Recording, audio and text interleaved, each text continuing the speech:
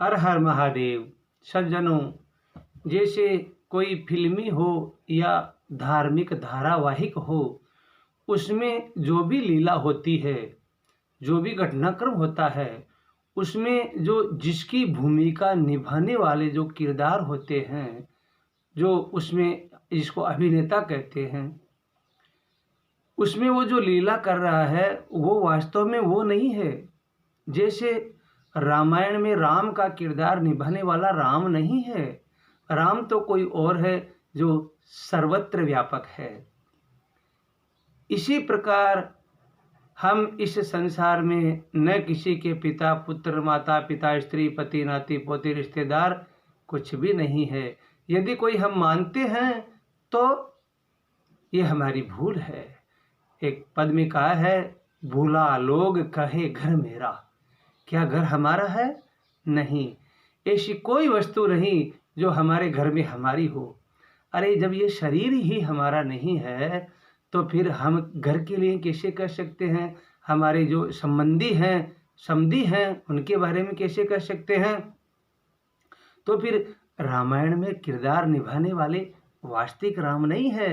राम रमन्ते कणे कणे इति राम है।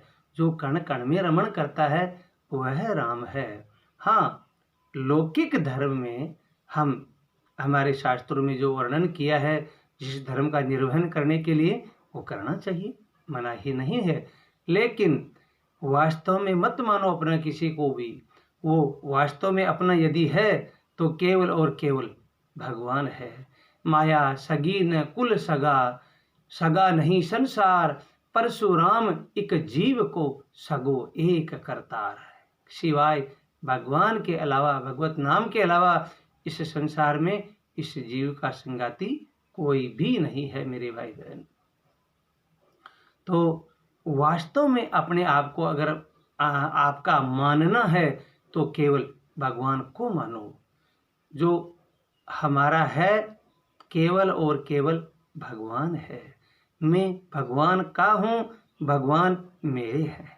बस यही सार रखो।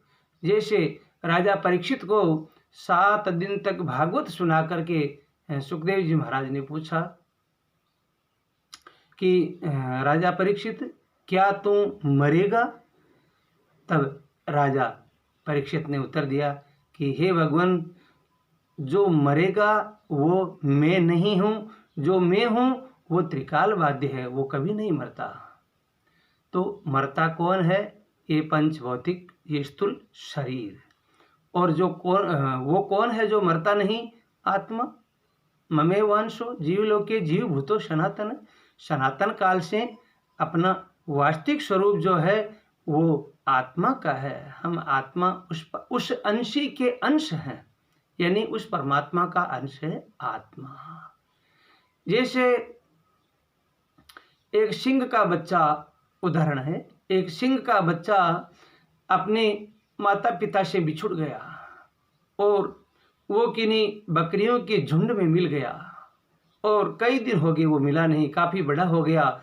बकरियां जैसे घास झाड़ी पत्ते आदि जो भी कुछ खाती वो भी खा लेता और उधर पूर्ति कर लेता। एक दिन वो जो काफ़ी बड़ा हो गया था उसको एक सिंह मिला। सिंह मिलते ही बकरियां तो भाग गई और वह बच्चा वहीं खड़ा रहा। भागने लगा कुछ देर बाद में तो उस सिंह ने कहा, रे भाई, तू तो हमारी प्रजाति का है, तुम हमारे वंश का है, तुम मत भागो।